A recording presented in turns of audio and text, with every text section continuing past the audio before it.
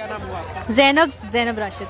जैनब, क्या कहना चाहती हैं? यहाँ आई हैं, लगातार विरोध प्रदर्शन हो रहा है, लेकिन सरकार जो है वो अभी भी 1 इंच भी पीछे हटने के लिए तैयार नहीं है। तो हम भी 1 इंच पीछे हटने के लिए तैयार नहीं है। शाहीन बाग की औरतों ने तो उस दिन ऐलान कर दिया था कि अमित शाह जी कह रहे थे हम 1 इंच नहीं हटेंगे, उन्होंने कहा था हम 1 मिलीमीटर भी नहीं हटेंगे। तो आप कुछ भी कर लीजिए, हमारे पास क्या है? जनता क्या ही कर सकती है? जनता के पास आर्मी तो है नहीं ना, जनता के पास उनकी आवाज है, जनता के पास स्ट्रेंथ है। आप जनता की तादाद को कभी भी नहीं हरा सकते, ठीक है? उनके पास मिलिट्री है, हमारे पास नहीं, पर हमारे पास तादाद है, we have population, we have strength. तो वही हमारा स्ट्रेंथ है, हम आएंगे, प्रोटेस्ट करेंगे। जैनब, अभी लगता है कि कुछ सरकार बैकफुट पे आएगी आपको, जो आप जिस मकसद से निकले हुए हो वो मकसद में? देखिए, मैं ये तो नहीं कह सकती कि ये बहुत आसान है, क्योंकि सरकार बहुत ढीठ है। अगर मैं आपको एक स्लैंग में कहूँ, बहुत ही ढीठ सरकार है, वो नहीं हटेगी। लेकिन हमने मैं हिस्ट्री की स्टूडेंट हूँ, हमने स्ट्रगल्स और प्रोटेस्ट के बारे में बहुत पढ़ा है। तो आज तक वो कभी ऐसा आसान रहा नहीं है। इंडियन नेशनल मूवमेंट को आप देख लीजिए, सालों साल चला वो। तो लोग अगर पहले ही हार मान जाते तो ऐसा नहीं होता। अगर अभी नहीं असर हुआ तो आने वाले दौर में असर होगा, लेकिन आवाज उठाना बहुत जरूरी है। मेरी बस इतनी सी शिकायत है मोदी से और शाह से कि दिमाग को होश में ले आइए। नहीं, इलेक्ट्रिक शॉक इतना जबरदस्त लगने वाला है अभी आपको दिल्ली में कि आप होश में नहीं आएंगे। ये शॉट ऐसा लगेगा कि आप होश में नहीं आ पाएंगे, आपको आगरा और वहां भेजना पड़ेगा हर जगह। तो मैं बस यही उनको पैगाम देना चाहूंगी अपनी तरफ से कि आप होश में आ जाइए, नहीं वरना जनता आपका क्या करेगी? विदाउट चप्पल भागेंगे आप, ये जान लीजिए आप। और मैं ज्यादा पढ़ी नहीं हूँ, लेकिन इन जाहिलों से मैं खुद डिबेट करना चाहूंगी, इतनी हिम्मत रखती हूँ। इसलिए कि इन जाहिलों को मैं ये बताती कि ये होमवर्क जो बच्चे आज के कक्षा 2 की जो पढ़ करके आते हैं, आपसे अच्छा होमवर्क करते हैं। आप लोगों ने इतना कंडम, इतना घटिया होमवर्क किया है कि देश को ही खोखला कर दिया है। सबसे ज्यादा मेरी शिकायत मीडिया से है। मीडिया ने जो हमारे हिंदुस्तान का पिलर था ना, दीमक की तरह खा लिया दलाली में। खाता ही नहीं है असली बात। वही तो कि हमारे जो देश के पिलर को मीडिया ने खा लिया और सिर्फ अडानी, अंबानी, मोदी और शाह की तलवे चाटते हुए दलाली करने के लिए, दलाली में उसने पिलर को खोखला कर दिया।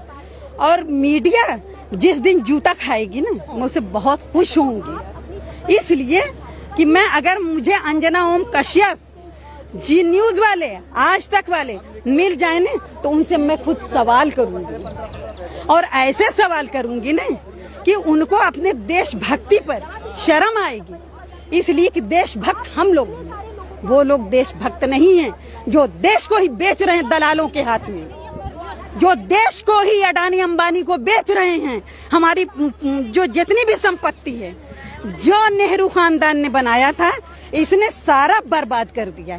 क्यों? कि ये तो फकीर था, चाय वाला था, इसे किसी चीज की इमेज तो पता नहीं है। तो ये क्या करे, इसे संभाला नहीं जा रहा।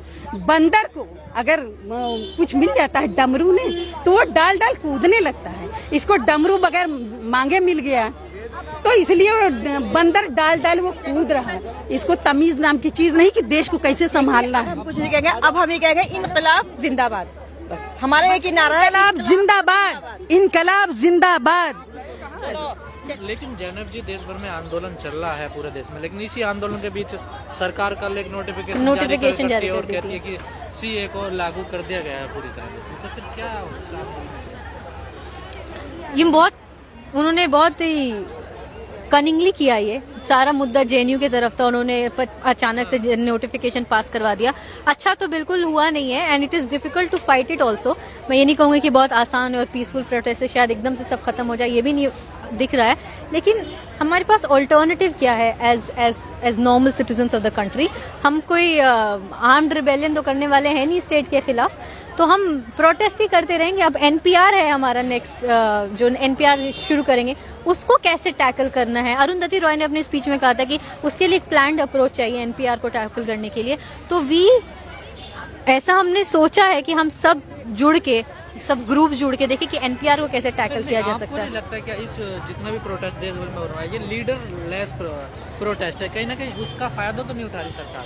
नहीं, अगर कोई इसका लीडर होता तो ज्यादा इफेक्ट पड़ता सर? नहीं, मुझे क्या लगता है कि ये प्रोटेस्ट का नेचर ही पब्लिक प्रोटेस्ट है। जैसे हांगकांग में भी प्रोटेस्ट पब्लिक प्रोटेस्ट चल रहा है और बहुत लोगों ने, बहुत सारी लीडर्स ने आके कोशिश करी इसको अप्रोप्रिएट करने की, आके कोशिश करी कि हम इमेज अपनी उसमें घुसा लें, लेकिन लोगों ने ऐसा होने नहीं दिया। People want it to remain a public protest, क्योंकि ये सरकार क्या करती है, इस सरकार को हमेशा एक दुश्मन चाहिए होता है। फांसीवाद गवर्नमेंट का यही होता है एजेंडा कि उनको एक दुश्मन चाहिए होता है, एक अदर चाहिए होता है। तो जैसे ही कोई लीडर आएगा तो वो कहेंगे कांग्रेस देश में दंगे करवा रहा है, आम आदमी पार्टी देश में कोई लीडर आ रहा है उसे दंगे, उसके खिलाफ कुछ करवा देंगे तो प्रोटेस्ट मर जाएगा।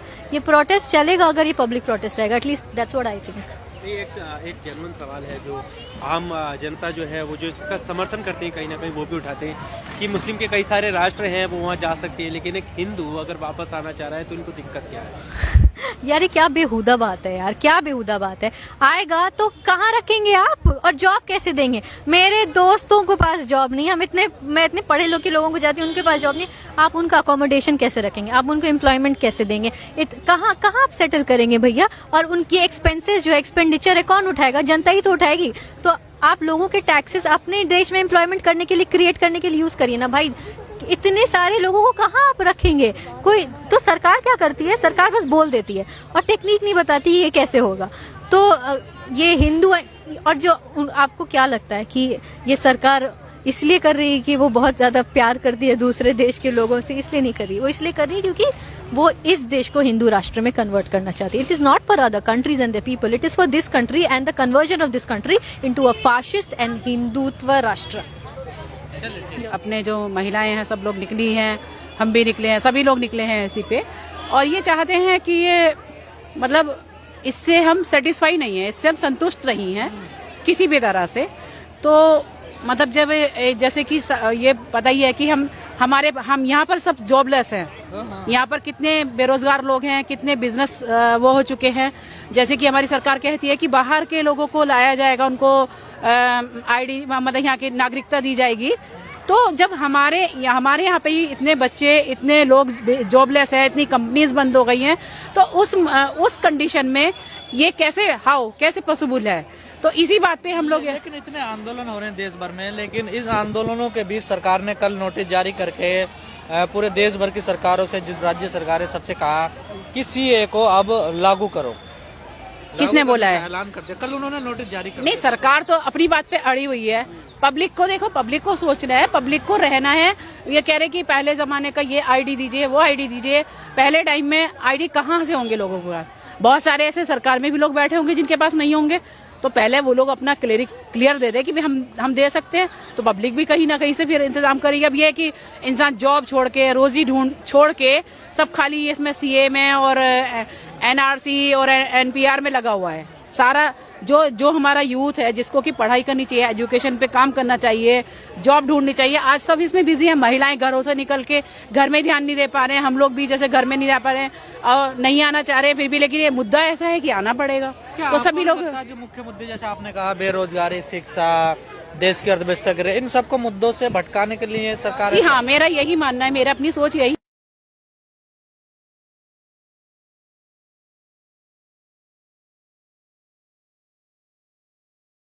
पास तो जॉब ही नहीं है, कहाँ से देगी? उल्टा सब कुछ उल्टा पुल्टा हो रखा है। तो ये इसीलिए सड़क पे आने की जरूरत पड़ी, और यहाँ जंतर मंतर भी आने के इसीलिए हमें जरूरत पड़ी कि हमें आना चाहिए। हमारे साथ और भी लोग आए, बहुत सारे लोग सब आए यहाँ पर, आपने देखा ही होगा। तो बस यही मुद्दा है जो सरकार सुनकर भी अनसुना कर रही है, और सरकार अपने वायदे, मतलब ऐसा लगता है कि हमें कंफ्यूज किया जा रहा है पूरी तरह से। एक बार एक नेता कुछ और बोलता है, दूसरा नेता उसका रिप्लाई करता, नहीं मैंने ऐसा नहीं किया, दूसरा कहता नहीं ये होगा। मतलब जो आप न्यूज में देख भी रहे होंगे बाइट्स, तो वही ये सब मुद्दा है। और मैं अक्सर देखती हूँ न्यूज, तो मैंने वही देखा, जब मैं सेटिस्फाई नहीं हूँ, मैं तो अपना बता रही, जो मेरे साथ जो लोग जिनसे मैं बात करती हूँ, जिस मैं समाज में रहती हूँ, कोई भी सेटिस्फाई नहीं है। तो इससे मेन है कि हमारी जो सरकार, जिस सरकार को हमने चुन के लाए ना, सरकार कहाँ से आई?